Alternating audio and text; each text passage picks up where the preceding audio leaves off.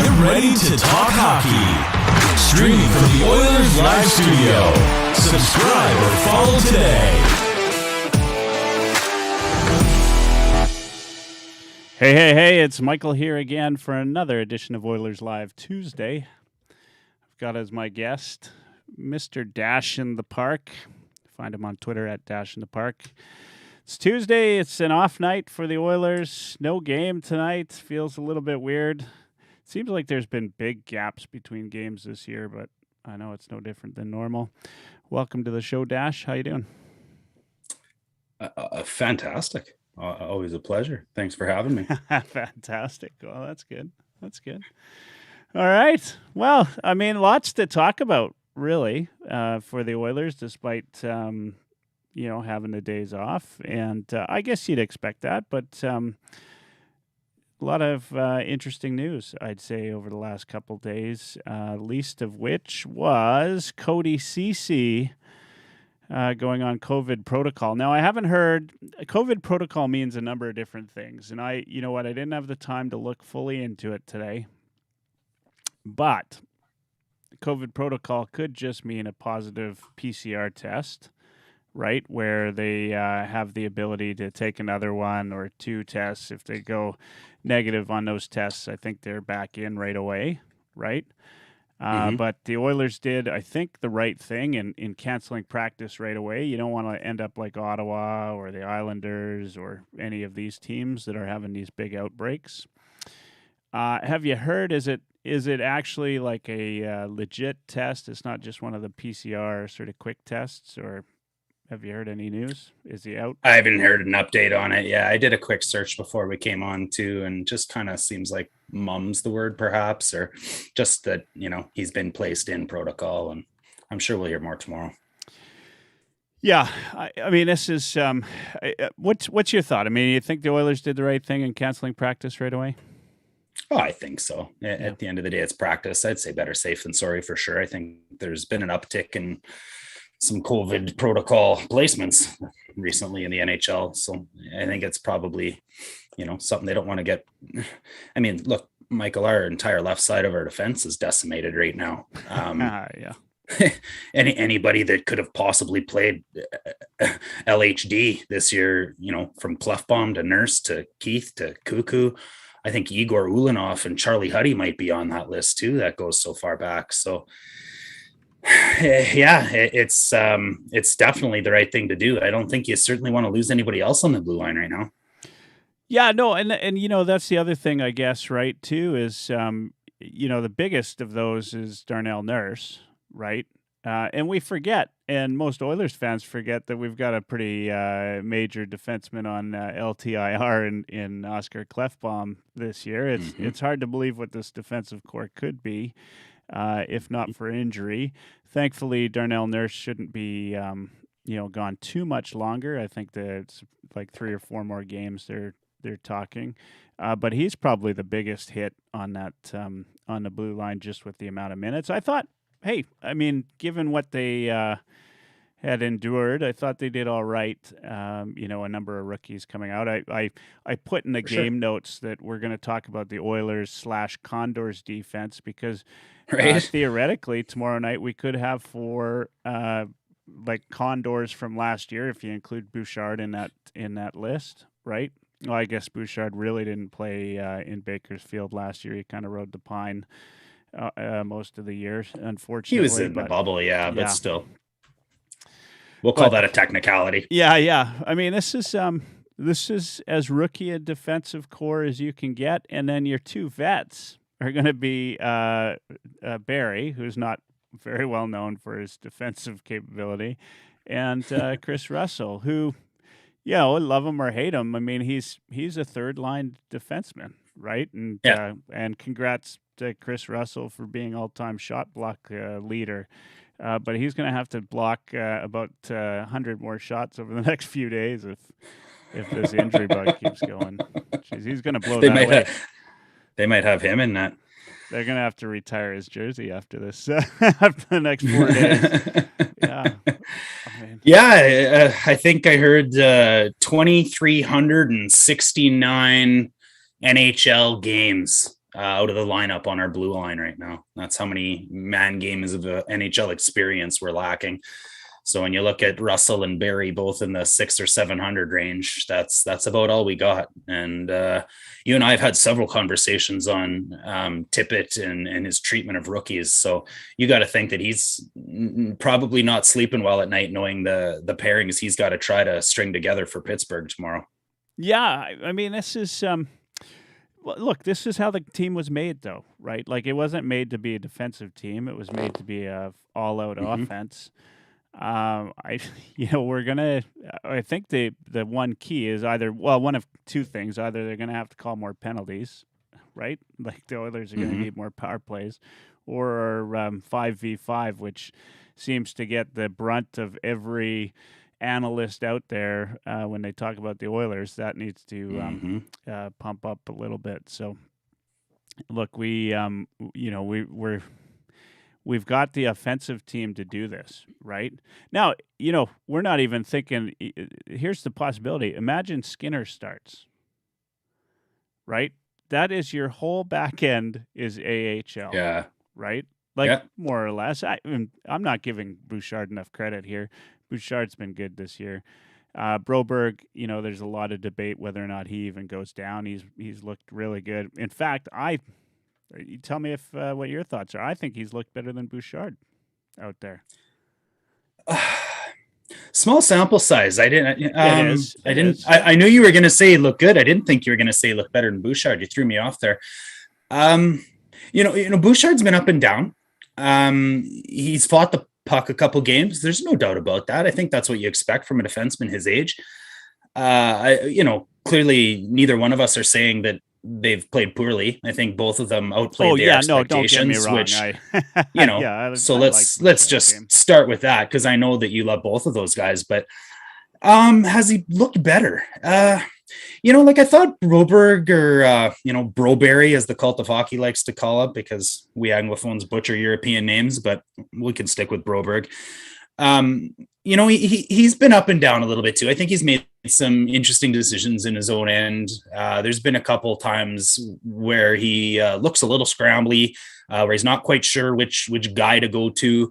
I thought it was very glaring in that Arizona game when the 2-on-1 that he was defending with Clayton Keller and Kessel, and Kessel took him to the boards there, and Broberg just he sucked him right in, and he chipped it into the middle of the ice for Keller to kind of go easily 1-on-1 with the goalie, where most defensemen try to play the defenseman, cut off the pass, and let the goalie have that shot from the outside. So has he looked? They both impressed me. I'm not sure that I can say he's looked better. If you ask me, give me a 10-game sample size versus a 10-game sample size. I know that's skirting your question a little bit, but I've been very pleasantly surprised with both. And what I'll say about Broberg is he is easily our best puck transporting defenseman, and it's not even close.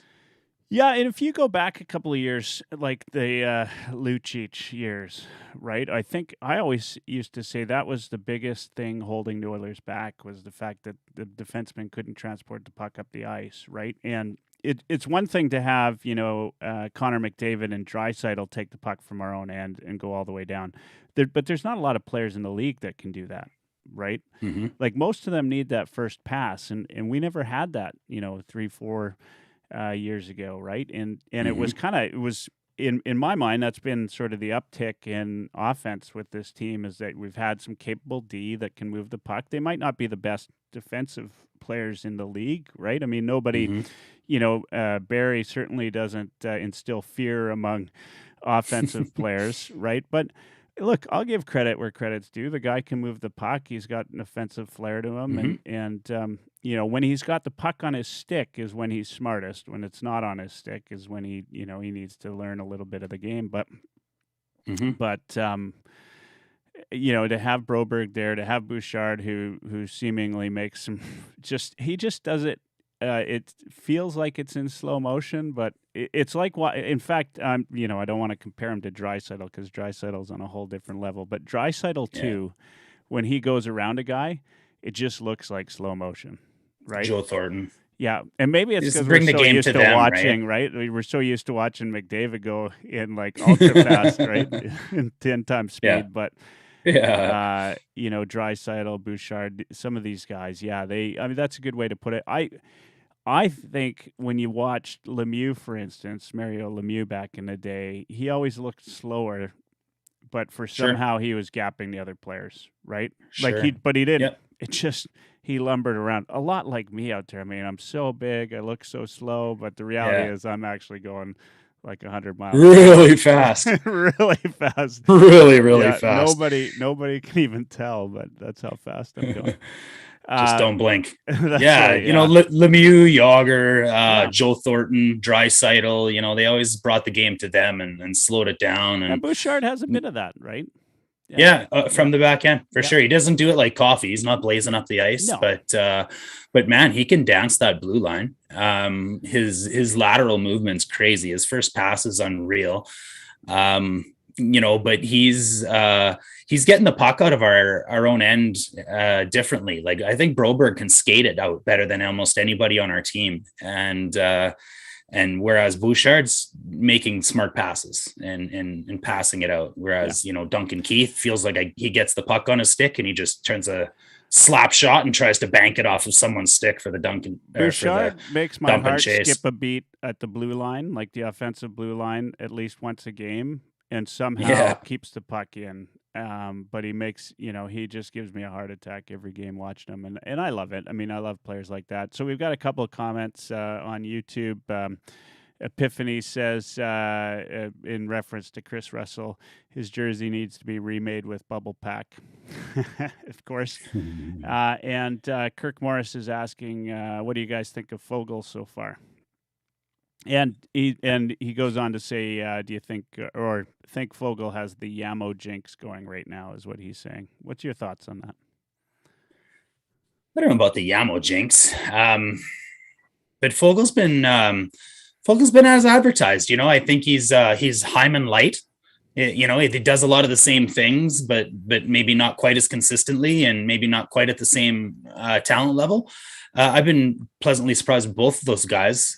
Fogel struggled a little bit 5-on-5 with that third line and some of his pairings. Now, whether that's he seemed to look really good there with Payarvi the last game. So, maybe there's some assignment, defensive responsibility assignment that Payarvi can help bring that Cassian couldn't. I think Derek Ryan is a little bit of a Belanger triangle when it comes to offense. So, playing alongside him isn't probably going to be as fruitful as Nuge or Dry or Connor or any of the other centers you get, or even McLeod. Derek Ryan has been and has probably been the biggest disappointment for me in the lineup. From a draw level, like he's still great on the face-off, but I expected more from him watching him in Calgary. I just expected him to be a little bit more impactful. But Fogle, my thoughts on him. His size does hurt him for sure. I remember watching him with the Golden Bears too, and being disappointed that he ended up in Calgary. More disappointed for him, right, than anything. So. I think though, I think about that, and this is kind of a good segue into the lineups that Tippett had the other night. But I thought Puljujarvi had a hell of a game playing on the third line the other night. Me too. And what I took from that, he brought balance for Fogle. Well, he brought balance for Fogle, but the other thing I thought is like Puljujarvi wanted to be a leader. Right, like he wanted to show something. I felt like he was trying to be the leader on that line, and he was, right. Yeah. Like he's this guy that's come down from the first line, and he's saying to these guys like I'm all that, right? Like I can score goals, and I don't need McDavid, and I don't need Draisaitl. I can do it with you guys, and he was outstanding. And did it. I thought, yeah, he did it. He had like 6 goals by the second period, or 6 goals, 6 shots, and he's shooting the puck, and he did really well. I think Fogel's good. Fogle, is, as you said, Hyman light. He's, Hyman, Fogle, Yamamoto. They're all those hard driving kind of guys. Yep. Fogel's like, what he reminds me of is, remember Marchand right? Like, Yeah, for sure. well, I mean, Marchand Flying around the ice, but yeah. not just quite the greatest hands. Yeah, just like Marchand had like 10 breakaways a game, and he'd never score a goal. Like, and I swear, like Fogel doesn't get the breakaways that Marchand had, but he gets the chances. He's in there, he's digging. He just can't seem to put the puck away, but I like that for a third line guy. Look, I like that. You put Puljujarvi on there for a while. I'm, as you know, quite really typically when it comes to Tippett, I'm not the biggest fan, but I didn't mind the lineups against the Coyotes, and really, if you're going to, there was a lot of people that were upset about it. If you're going to try those line pairings, that's the game to do it, right? Yeah, and I wasn't. You got to tip your hat and give him credit. Well, how could you? I mean, we beat the Vegas Knights and the Coyotes, right? Yeah. But you got to tip your hat for the move to put Koskinen in against the Knights too. They had Skinner in the starter's net for practice, and maybe that was Tippett's way of pulling the wool over Vegas's eyes a little bit. And I clearly it worked. And that was maybe Koskinen's best game in, I don't know, 2 years. So, he won us that game, dude. And we haven't had a goalie win us a game since St. Louis. Look, a goalie needs to start out strong. How they finish the game, really, the team needs to then, help the goalie out after a strong start like that. And that's what happened in that game, right? They did. Exactly for sure. And I went on that right away. I said, imagine that storyline, right? Like goaltender makes some hot saves and team wakes up in the second period to score some goals, or that's the MO for so many teams that do well in this league. And I don't think the Oilers get enough credit for having to overcome that night after night, right? Like nobody talks about, I know you're a Skinner fan. I'm a Skinner fan, right? But he's still a third string goalie, right? They just called him. They called him up from the AHL. If Mike Smith is in the lineup, Skinner's playing in the AHL today, right? Mm-hmm. And we're doing this with arguably 2 third stringers, right? Like Koskinen, doesn't play like a backup. Although he has his moments when he's on. He's he's as good or unbeatable as any goalie out there. It's just damn it when he has an off game, or he goes on little spurts of off games where he's glove hand seems to be absolutely gone somewhere, or I don't know what he's doing, but I was really happy, and I think that's the kind of game the Oilers need. They need their goalie to come out strong, especially those games when the team doesn't come out strong, which seems to be every game lately. Yeah, I mean, some of those pad saves with that he made, I mean, his left pads made more saves in that one night against Vegas, or in that one period against Vegas, than it has all year. And, straight A scoring chances, 15-15 in that game. So that's a track meet if we've ever seen one. But the Oilers kept the grade A scoring chances down to 2 in the third. So they locked it down. And I really loved seeing that they could win it in a different way, right? That's what our team needs to be able to do. We need to be able to learn to win in different ways. We're going to be able to most likely in a 7-game series out track meet almost any team in the NHL, Michael. I think we can out track meet Vegas. I think we can do it to Toronto, throw them at us. Come at me, bro. But when it comes to the Dallases and the Winnipegs and the St. Louis Blues and those guys are the ones that scare me. And that's what we're going to run into in the playoffs. And, God forbid Tippett doesn't want to start 2 to 3 rookies in a regular season game, let alone going into the playoffs. And I hope our defensive depth is there, Yeah, it's not right. Well, I mean, we're going to find out, right? We're going to find out where our defensive depth is, right? In fact, if you're going to go through this kind of a scenario, right? This is why you go 15-5 in your first 20, right? Mm-hmm. Like this is why you do it, because eventually you're going to have some injuries. You're going to have a little bit of stuff to get through, and these are the these next 10 games you hope to go 500. Right? You know what I mean? If you can go, 500 or better, it's a success, right? You can go 500 or better with an AHL D Corp and goalie behind you, then Yeah, Call that absolutely. a Then win. it's success, and even if, right, like you've built up enough of the only I'm not even gonna say it, but the wor- the worst record in there, you're still kind of gonna be safe, right? Like 15-5. Look, I've got to talk about this because it's just gnawing at me. It's killing All me. right. And you can and Spit I it want you out. to give me a Testify. little bit of a counter because I'm as big a homer as they get. Is this going to And turn into confession? yes, it's confession All time. right. All right. This absolutely drives me nuts. I'm like you, I consume as much hockey talk as I can. I listen to Sirius For sure. XM, NHL Network. I listen to the guys Low Tide, Bob Stauffer, Cult of Hockey, all those McCurdy. guys. Yeah. Curdy, yep, McCurdy. Look, I love listening and talking about hockey.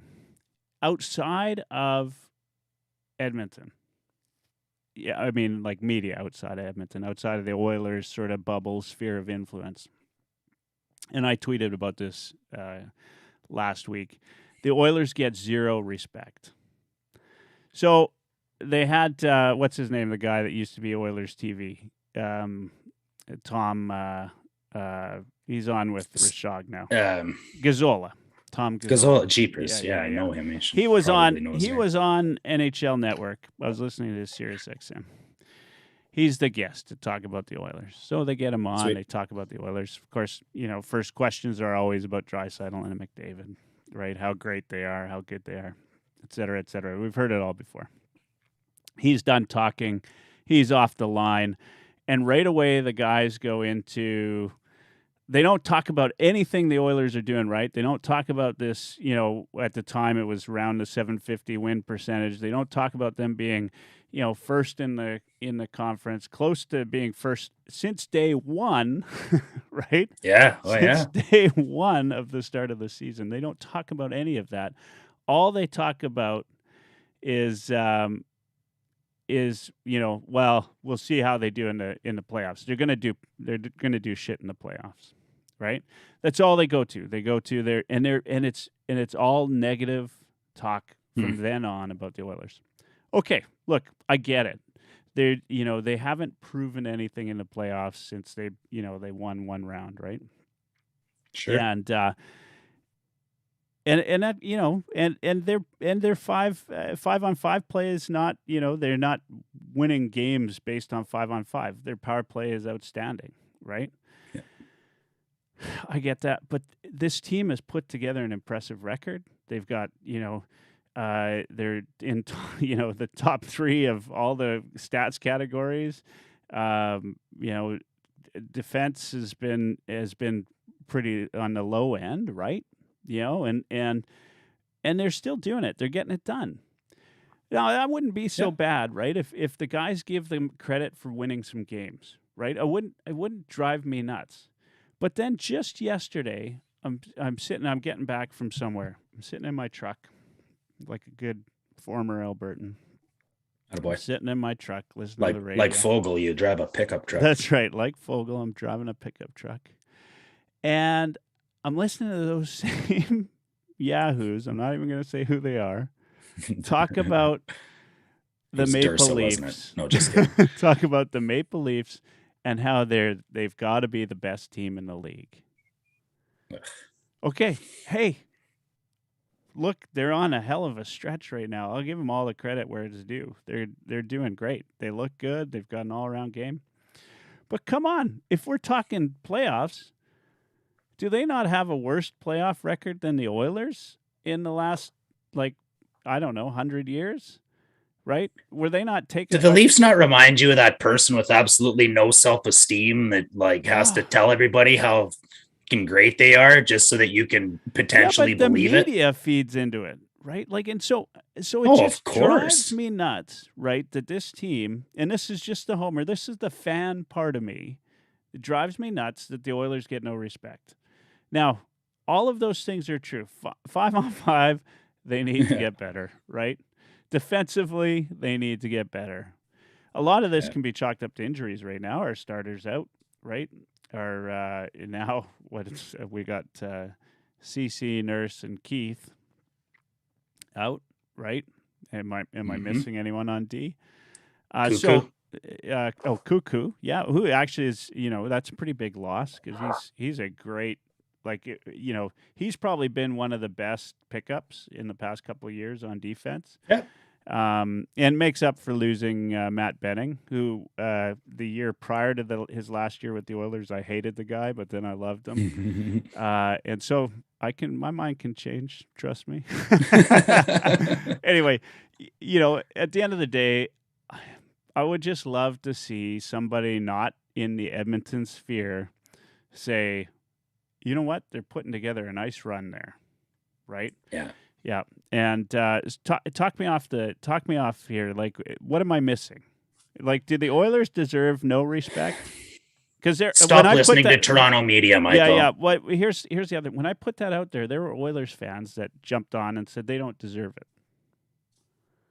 Like, at what point do Oilers fans, those fans that I'm talking about right now, at what point are they happy? Is it only the Stanley Cup? Is that the only time they're happy, or is it? I certainly think it's not getting swept by Chicago or Winnipeg in the first round. Okay, so like we gotta. It's now, been the 2 Winnipeg years, thing, though, right? So those two series, though, are different than any series you've ever had. The Chicago thing, you could argue that's like going into a new season where you might lose 3 out of the gate, right? Yeah. And Chicago's not a slouch. They've got Kane and they've got Taze. Yeah. They had some good goaltending. Right, like nobody had training camps, right? There was Oilers like Clefbaum and Koskinen that didn't even want to be there. Yeah, absolutely. So there's that. And then last year, if I'm not mistaken, that's probably the closest 4-game series, right, that I've ever seen. Yeah. Right, like it was, but it's still a sweep. Yeah, it was still a sweep. You're right. If I'm to play devil's advocate, we have earned a little bit of that.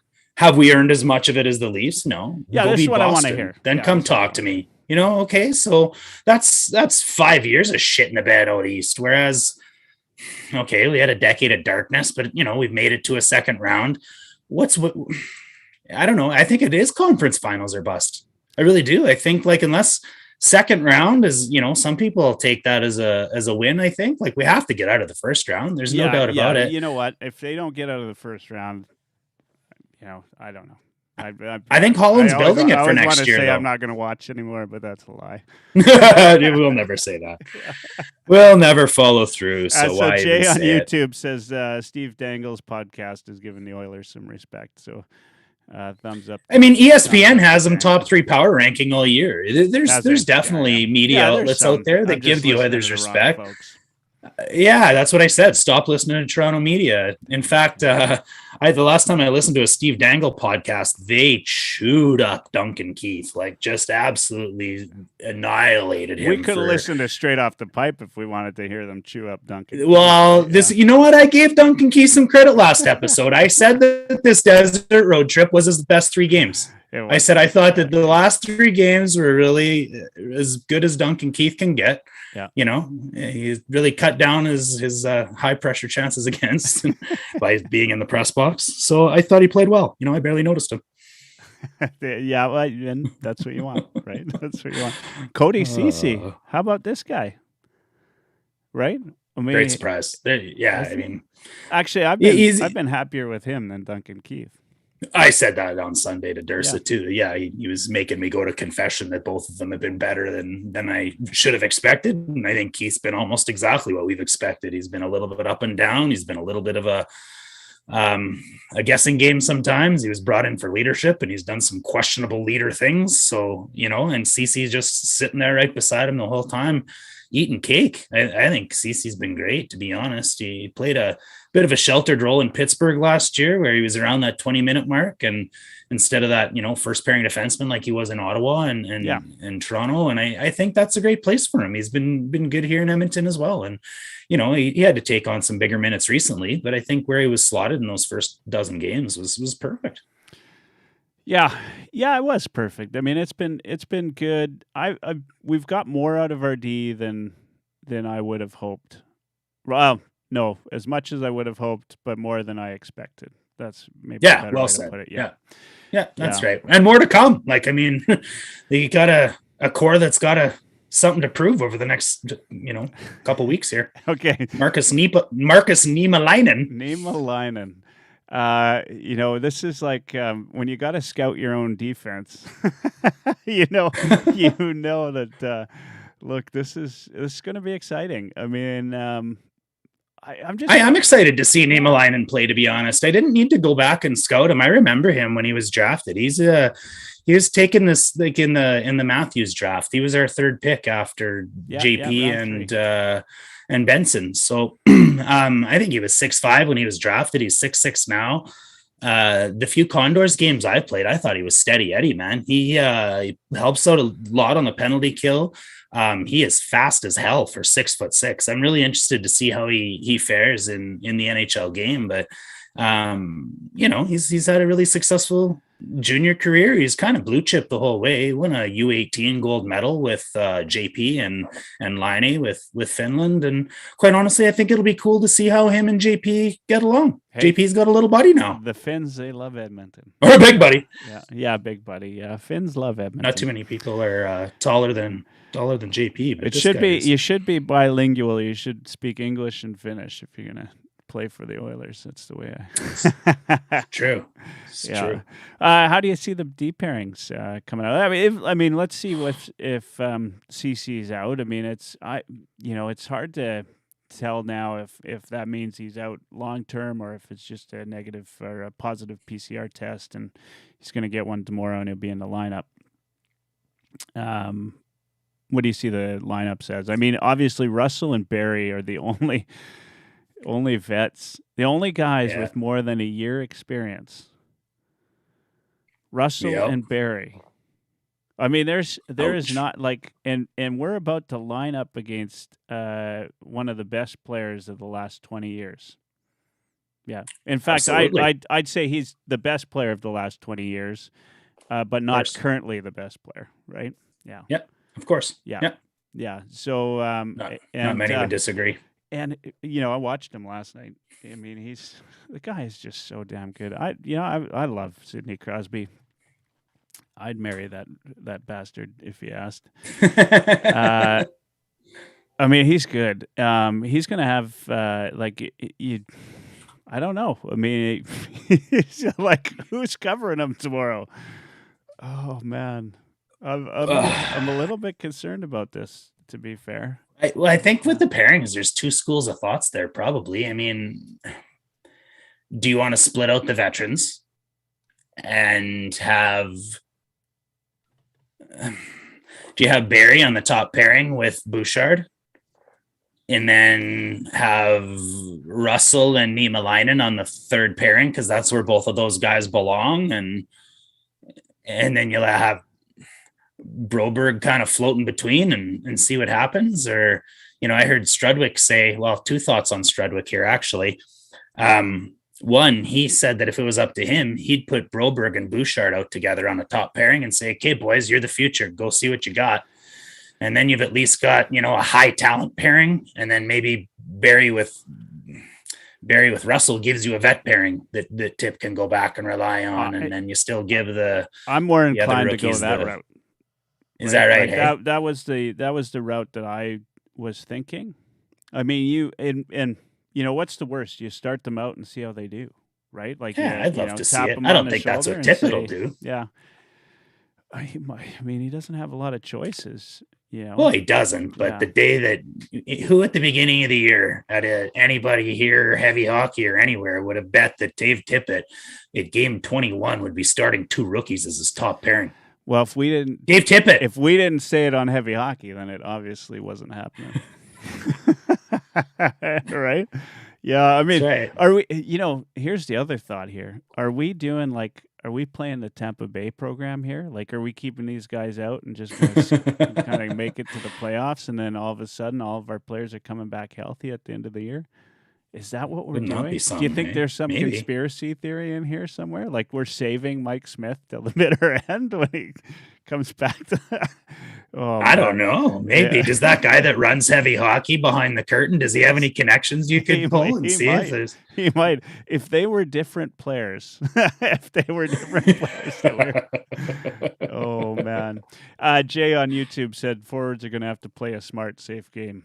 Yeah, Yeah. that's No doubt about it. and They're gonna have hey, to come back. look, there's No cheating. nothing wrong with that, right? Like, For sure. learning a different style of game for, this is look, I'm critical of Tippett. This is when good coaches find a way to get their teams to react. Now, not missing the practice today, that's going to be a tough one, Yeah. right? Especially if Nima Leinen gets slotted in tomorrow night. There was some thought. Low Tide asked if they should just postpone the games. What's your thought on that? Just like immediately go postpone. I don't know. Do the Oilers even have a say in that? Like, do they? No, I don't think so. That's what I was just going to say. I think it's league protocol, and I think there would have to be a certain amount of players out, and we're certainly not there. I mean, shit, there's been teams that have played with 14, 15 guys some nights. So I think we'd have to be pretty hard, like what Vancouver did last year. Yeah. Yeah. Look at what they're doing. And I think they're playing. They don't even have not 20 guys on the ice this year. Well, they got him, but Elias Pettersson's stapled to the bench. So what good is he? Oh man, like they beat Montreal. They beat Montreal. Hey, man, can you imagine if they didn't? Oh man, that was the battle of who cares right there as far as teams go in the NHL this year. And that was sadly, though, the Montreal thing reminds me of a team that came out of a Stanley Cup final some time ago. And that happens. Yeah, Happens having that big D man makes all the difference in the world, right? Having a guy like Weber and the way he performed in the playoffs was Pronger-esque. I'm not going to say he was Pronger because Pronger was on a whole other level. Hate the guy now, but loved him when he took us. There. Yeah. And to the promised land. Man, Pekka. Remember, Pekka, like that guy, Coach Pekka. Yeah, like he taught every player on the team, Jarrett Stoll included, how to take face-offs. Face-offs. Yeah, like, and I remember there was rumors that it. Craig McTavish would walk into the dressing room, give them the game plan, then he would walk out, and then Michael Pekka would stand up and actually tell them what the game plan was. I have no doubt. I mean, he like during the year, right? I remember it was great having him. I mean, it was Michael Pekka, right? But it just it didn't feel like anything special. But come playoff time, he was at a whole other level, him and Pronger. And you remember when they came in, they did the big rally over, I can't remember, over at Oilers headquarters or whatever. And I think so. We signed because it was after the lockout, right? So yeah. Oh, well, it's good to reminisce on those days because, hey, look, you know what? Let's talk about this because we were talking about no respect. Oilers got to win around this year, right? Yeah, I think so. This team healthy so far. What do you think they need? I mean, we're a quarter of the way into the season now. I think this is a good marker. Look, this is American Thanksgiving. They say is the I'd say we started about a week late, so. According to everything that we know from past years, we're a playoff team now, right? Yeah. Nothing self-destructs, but so we're a playoff team. What do you think this team needs? Everybody healthy. What does this team need? To get past the first round? And we can bring in the Debrusk thing in here too, if you want to talk about that, because he's been rumored. Well, obviously, he's been one of the teams mentioned, and right? I think we need two things. I think we need a matchup versus another team that we can skate a track meet against in the first round. Yeah. That would be nice. I certainly don't want to come up against Winnipeg or somebody like that again. Side note, wouldn't it be fun if we could play the Flames in the second round? Outside of that, if you're talking about a trade, I would love to see a top four defenseman, perhaps a third line center. I don't love Derek Ryan there. I'm not sure we can count on McLeod or Holloway to go, 2 or 3 rounds. So This is dreamland. I get that. And here's Homer Dash. But, like picking up a Ryan Getzlaff or an Eric Stahl for your third line center who's been there and done it, as well as can Having bring that that Corey size Perry or and that Pat Maroon on the team, sure. right? Yeah, one of those guys, right? Yeah, absolutely. In that 3C role. And then, it doesn't have to be a top pairing defenseman, but just, a veteran that can bring some stability that, in that middle six, that can move up and down the lineup and play some penalty kill and, that type of thing would help. And, I don't know who that is, but it's, somebody that one of those guys you can bring in that's a Grizzly defenseman available at the trade deadline, and maybe a couple of them, to be honest. How much does this start affect Ken Holland's strategy going into playoffs? Like, I mean, look, if you look at this team, if they had been sort of middling in the pack, playoff team, but middling in the pack, maybe you can get away with saying this is not our year. But when you're sitting in the top three through the first quarter, and I suspect this team's going to finish top 5 by end of season. I think. I hope so. I'm going to knock on wood there, but I suspect they will, especially if the power play keeps pumping along the way it is.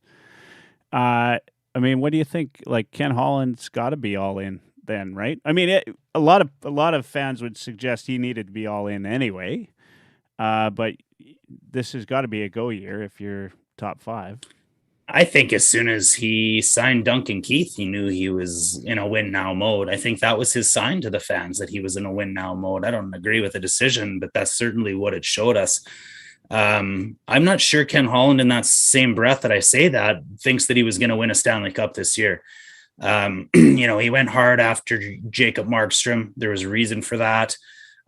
He went hard after the Colorado goalie, helped me out at the beginning, Grubauer at the beginning of the year, and didn't come through there. So I strongly believe Ken Holland thought we needed goaltending to go farther. I don't think he thought that, a tandem of Smith and Koskinen, or certainly that Stuart Skinner getting involved, was going to be in that tandem that's going to get you to the promised land. But we know that Koskinen's contract expires. We know that he grabbed Smith for the short term. Did he think that he could go out and get somebody at the trade deadline this year? Can he grab that Fleury? Can he grab that Khudobin? Can he grab that Ben Bishop? Maybe. To answer your question, the biggest catalyst and what I think is the start is thrown off for him is that he might have something in Stuart Skinner. And that maybe changes the strategy for the goaltending. And I don't think you can go into next year with Skinner and Smith. That's not what I'm saying, but at least they know that they can fall back on Skinner if Smith goes down. And I think that he's still planning on picking up a goalie. I just think that this start is going to make him do it in the offseason instead of at the trade deadline.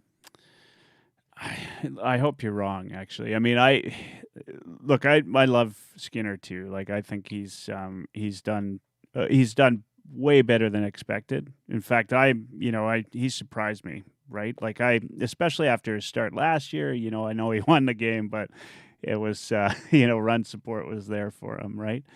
And he looked shaky, right? And he, I thought the preseason, he didn't like wow me or anything, but when he came up and he looked, a whole difference between even preseason and now, he looked really stable. He looked mature. Everything about him, and everything you hear about the kid is that he's a mature kid for his age. I think it's a lot to ask a kid, though, to come in, in that type of environment and hope to, possibly get you some wins, especially with Mike Smith, who, my biggest fear of Mike Smith is not whether he can play the game at a high level. My biggest fear is whether he can stay healthy, of course, and play the game at a high level. And to date, he's proven that that's not necessarily possible, right? Like he's every time I see him make a toe save, I worry that his groin's going to give out on him. It's go back to watching me play hockey. It's very much a similar sort of thing. Except every time I step on the ice, everybody's worried. But if you put Skinner into that role, that's a ton to ask this kid. And I think that you've got to, you got a chance maybe at the deadline. Jay on YouTube says Fleury was mentioned on a Chris Johnston show. Or he said maybe it was Frank Saravelli. Either way, I think that Fleury might be an option, right? If you can get him, he signed 2 years, so you'd have him for another extra year. You'd have Smith for an extra year. I don't know. You just have to get Koskinen in that trade to Chicago. That's the only way it works. That is the only way it works, and if you can manage that. Well, no, Koskinen's out after this year though. His contract ends this year. Oh, so, at the end of the season, you could get Fleury if that's what you're saying. I'm sorry, I thought you meant at the trade deadline. Well, I mean, you'd have to financially find a way to get Fleury on the team, right? And so that's why you'd have to have Koskinen go the other way. But that shouldn't be too much of a stretch, given that Koskinen's contract is up, right? Especially if Chicago says, "Look, we don't want Fleury for 2," right? It might make sense. The Oilers then have another year into Fleury, which kind of changes the game a little bit on that. But hey, look, I think we need goaltending. Like I think that we need a backup plan for goaltending. A backup plan that Smith, if he comes back, is he going to be as good as we hope? Right? Like he, every day he gets a little bit older, right? And it just that's my biggest concern. We haven't had a goalie in Edmonton that really, has come out and stolen games. Talbot stole games for us, when he was playing at the top of his game. 1 year. Right? Every team has that. That's good, right? Yeah. Like, let's be honest. Would Calgary be anywhere near where they're at right now if they didn't have Markstrom in net stealing a couple games? Probably not. Well, their backup's got 2 shutouts too. Yeah. And some of that goes to coaching. I think Sutter plays, has a good defensive mindset to his coaching style. But at the same time, Markstrom's playing lights out, and look at Tampa, right? Like, it's nice. I don't know that I'd love to say it, but I would love to be able to look back at a game and say, "Oh, our goalie really stole that one," right? Yeah, guys came up. Well, they did. Yeah, Vegas and St. Louis. I think that's all that's ever happened this year, right? Whereas you look at the games where we played against Winnipeg, their goaltending stole those games against us too, and we've had these steal games against us, and we just don't do it to others very often. Oh, man. Speaking of Winnipeg, they outshot the Coyotes by 30 and lost 1-0 or something. I don't know. It was 45-13. Like, wow.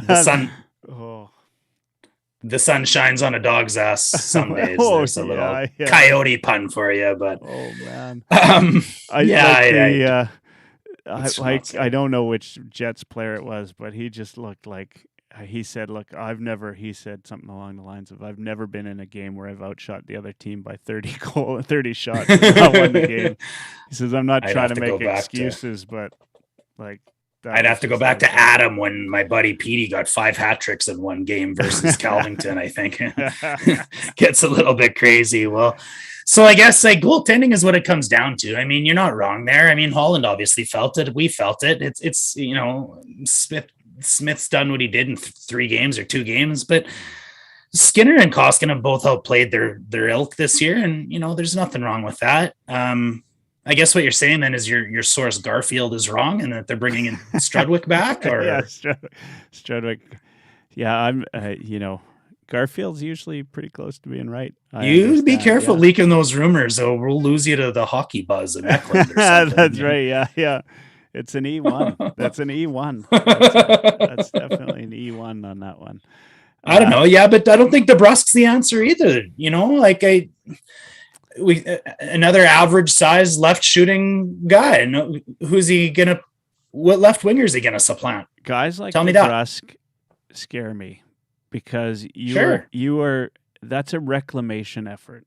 Right? Like you pick up a Debrusk because you hope that he's the player that he was a couple seasons ago. right? That he looked like he could be. Max Domi, right? Mm-hmm. Like, and those guys, they like filter good around. comparison. They filter around the league.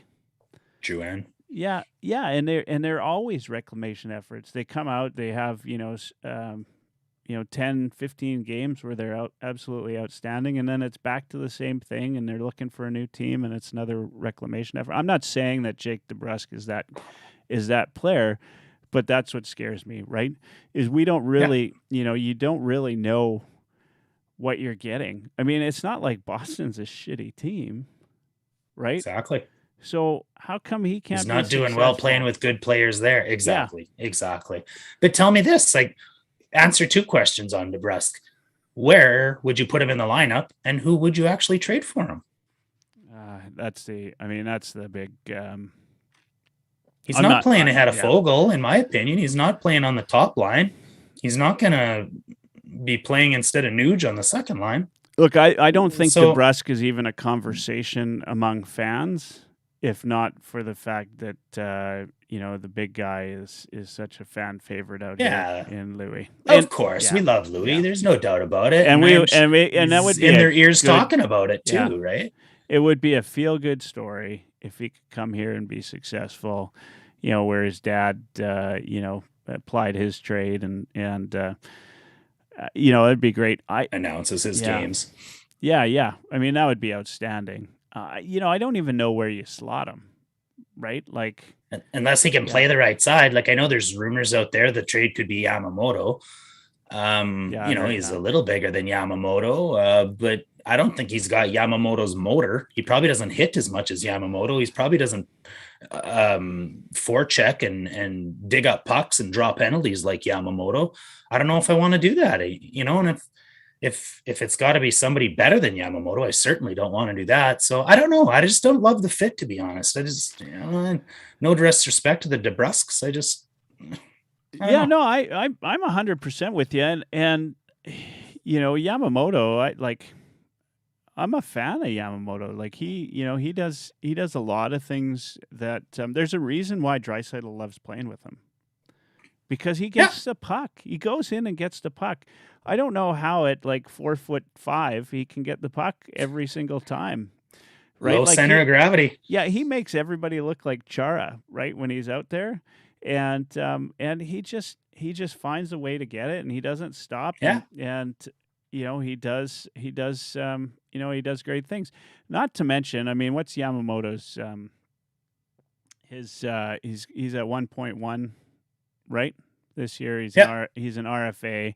You take Debrusk, who's coming off of he's going to be at a 3.6, right? And I don't know, is he must still be he's still RFA when he's done, I think. Yeah, he's still an RFA when he's done, but with arbitration rights. I mean, he's not going to get a lot, but you're not going to get him for 1.1. You're not going to get Yamamoto for 1.1, but I just think, if you're going to bet on a player, you're going to bet on Yamamoto. If that's the player that they're thinking about. I just don't think that's the guy that they would trade for him. Financially, it doesn't make sense either. Right? I think you got to get rid of Tursa's contract in there. What if it's Cassian straight up? Well, then we maybe get rid of a bad number. But then again, we're trading a right winger. Maybe Debrusk plays both wings, and I'm not aware of that. I'm not sure, but this team is lacking in the Cassian area, right? That's right, exactly. Yeah. He brings an intangible we don't have that Debrusk wouldn't help. So. I hate to bring up Lucic, but it does help Calgary to have Lucic, to have a big guy like Lucic. Sure does. I think the challenge having Lucic on a team like the Oilers is they always wanted him to play with Connor McDavid, because that's what they signed him for, right? Oh. And so they did that. They beat that horse down. Whereas if they'd started him on the third or fourth line and signed him for a third or fourth line role, which is what the Calgary Flames are paying him for, then he's perfectly capable. He was a good trade for the Flames to pick up, and good for the Oilers to get rid of, right? Like you just you had to whether the Flames fans always think they won that trade.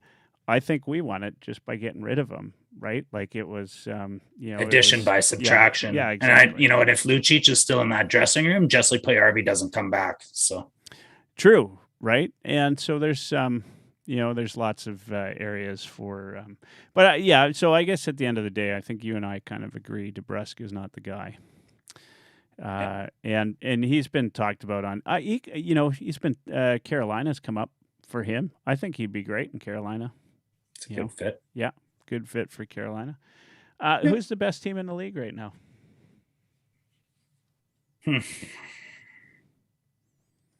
If you had to do your power rankings today, Jeez, hey, I'm putting you on the spot because I never. So if we go, if we go straight, it's hard. Like I know Carolina and Florida have these records, but I don't know if the East is as strong, and I'm not sure the competition is strong. The Pacific's not getting the respect that it deserves this year. I don't think. Like there's Anaheim's been a surprise. Like, and I know Vancouver's in the shits, but look at how great Calgary's playing, and Vegas is right there with us too, and we're still on top of those guys. So. Those guys have to be up there. I think like their records deserve that. Tampa Bay is always going to be a force to be reckoned with. So I think you can probably throw those guys up there with probably Vegas, I would say, as your top 5 teams. Yeah. I can't disagree. I mean, the Western Conference, Toronto. Yeah. Hey, look, Toronto's been great the last 10. I don't know what their record is the last 10, 9-1. So It's pretty good. Yeah, not bad. And the thing with Toronto, they're getting goaltending, everybody's contributing. Carolina. Yeah, Carolina too. Rangers, that's just Durkin. I mean, he's been outstanding. Yeah. Top 5 goalie in the NHL, maybe top 3. He's unbelievable, man. Yeah, you know what? This is in terms of the upper half of this league this year. It's a pretty good league. Like it's an exciting season, a lot of neat storylines, right? Like, you hate to talk about it, but the potential for 50-50 for Draisaitl, is just so tasty, right? Like, people throwing gloves, people biting people. Yeah, the bite. You got 5 games, eh? Yeah, you got 5, deservedly so. Wow. I don't know if it was just a fake headline or not, but I heard Claude Lemieux said he was hoping that his son wasn't as hated as he was, or something like that. But it sounds he is not a well loved. There's ex teammates coming out and saying they never liked the kid, and he was not well liked in Manitoba. He was not well liked. Why would New York Rangers trade him when he was the only truculence they had in their lineup? Obviously there's something to that, and they call him self-centered. Well, his dad was exactly that. Oh, by the way, Claude Lemieux bit Jim Ploplinski in 1986. So, this is just history repeating itself. Tell you, that's old time hockey right there. That's old time hockey. Yeah. Oh, geez. Well, you know what? Hour is just about done.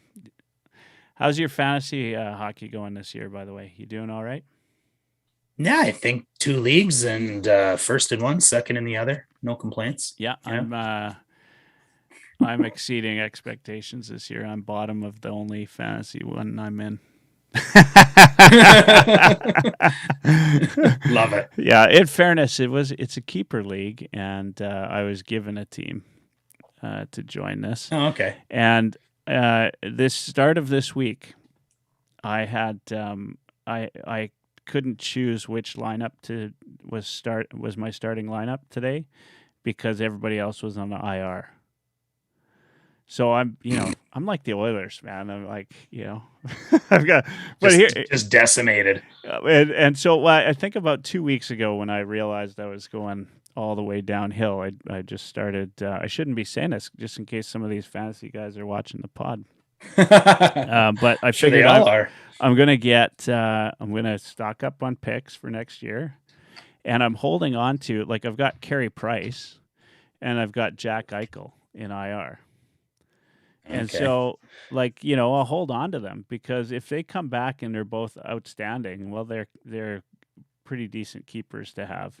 But I wouldn't have got them right otherwise if they weren't on IR, right? and so stashing them. Yeah, so I stashed them. I've got some other decent players, and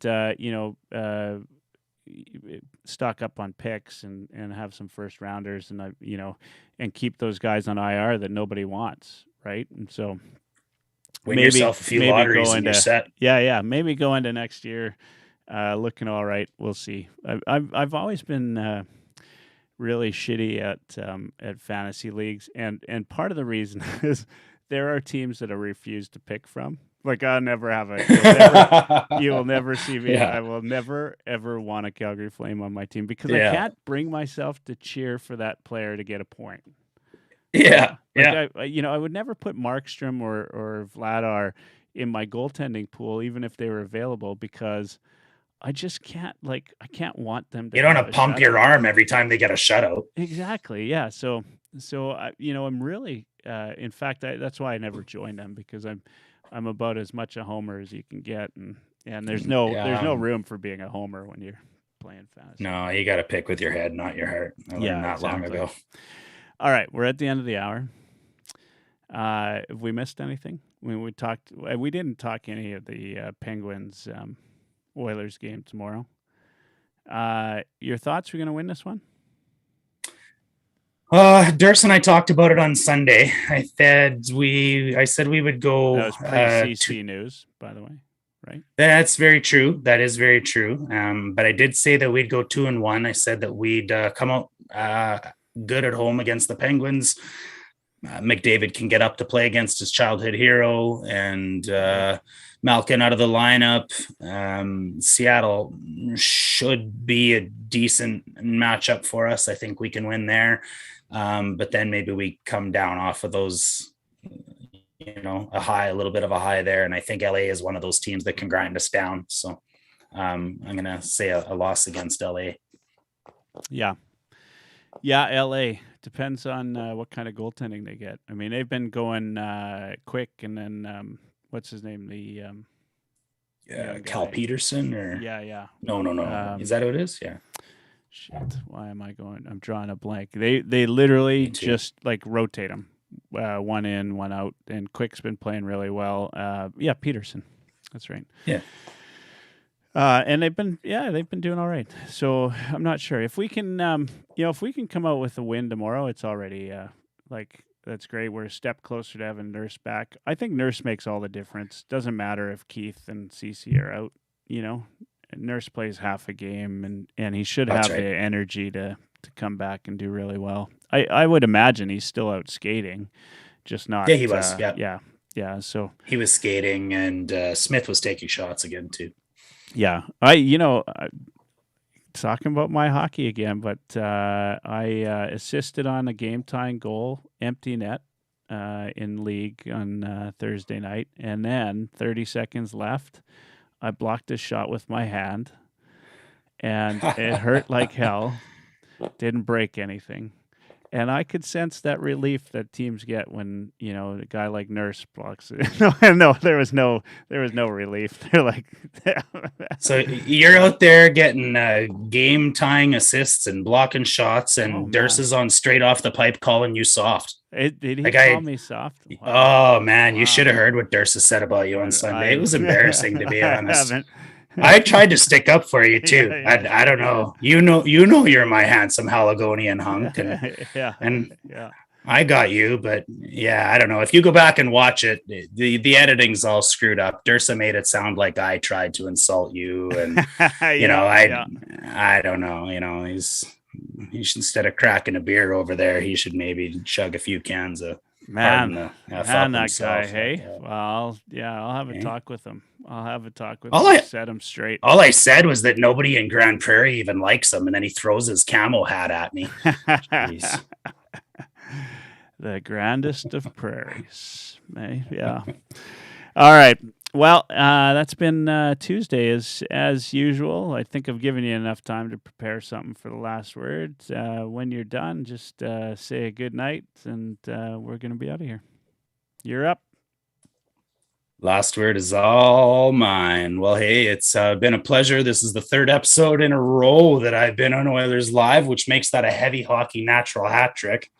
And that right there might even be a heavy hockey and an Oilers Live record. So the only thing that I know is that you like hearing my voice as much as I like hearing my voice. Thanks for having me, buddy. Have a good night, everybody. Go Oilers, go.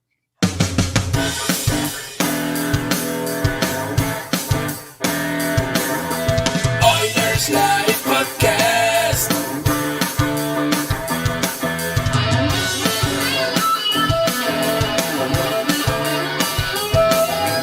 Oilers Live Podcast. Love air guitar to that part.